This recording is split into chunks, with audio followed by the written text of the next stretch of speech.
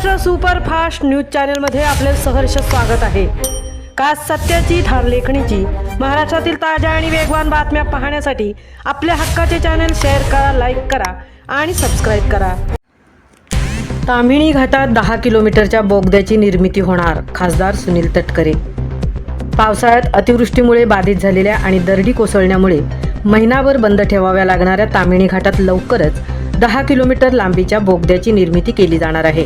यासाठी प्रकल्प अहवाल तयार करण्याचे काम सुरू असून महामार्ग विभागामार्फत निधी उपलब्ध करून दिला जाणार असल्याची माहिती खासदार सुनील तटकरे यांनी अलिबाग येथे दिली। अतिवृष्टीमुळे बाधित झालेल्या आणि दरडी कोसळण्यामुळे महिनाभर बंद ठेवाव्या लागलेल्या ताम्हिणी घाटामुळे दक्षिण रायगडमधील रोहा, सुधागड, माणगाव, श्रीवर्धन, म्हसळा, तळा, महाड, पोलादपूर तर रत्नागिरी जिल्ह्यातील मंडणगड, दापोली, चिपळूण, खेड, गुहागर या तालुक्यातील व्यवसाय, पर्यटन यावर आर्थिक निर्बंध आले होते। यासाठी 10 किलोमीटर लांबीच्या बोगद्याची निर्मिती केली जाणार आहे।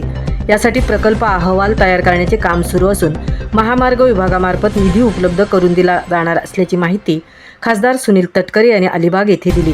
ते पत्रकार परिषदेत बोलत होते। यावेळी आमदार अनिकेत तटकरे, जिल्हा परिषद उपाध्यक्ष मधुकर पाटील, जिल्हाध्यक्ष सुधाकर घारे, जिल्हा परिषदेतील पक्षप्रतोद अमित नाईक उपस्थित होते। जुलै महिन्यात झालेल्या अतिवृष्टीचा मोठा फटका रायगड जिल्ह्यातील घाटमार्गांना बसला।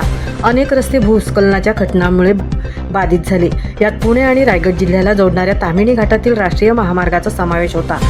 जवळपास महिनाभर या मार्गावरील वाहतूक ठप्प होती। याचा फटका रायगड जिल्ह्यातील पर्यटन व्यवसायालाही बसला आहे।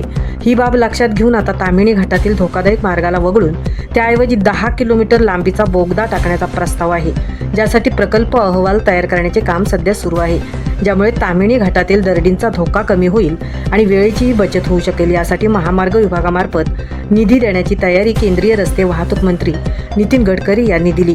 मुंबई गोवा महामार्गावरील सुकळी खिंड येथील पथकर नाक्याला स्थगिती मिळाली असल्याचेही त्यांनी सांगितले। तसेच माणगाव येथील बाह्य वळण रस्त्याची एक मार्गिका गणेशोत्सवापूर्वी सुरू होईल, त्यासाठीची कामे प्रगतीपथावर आहेत, असेही तटकरे यांनी यावेळी सांगितले। महाराष्ट्र सुपरफास्टसाठी संजय खांबेटे, तृप्ती भोईर, म्हसळा।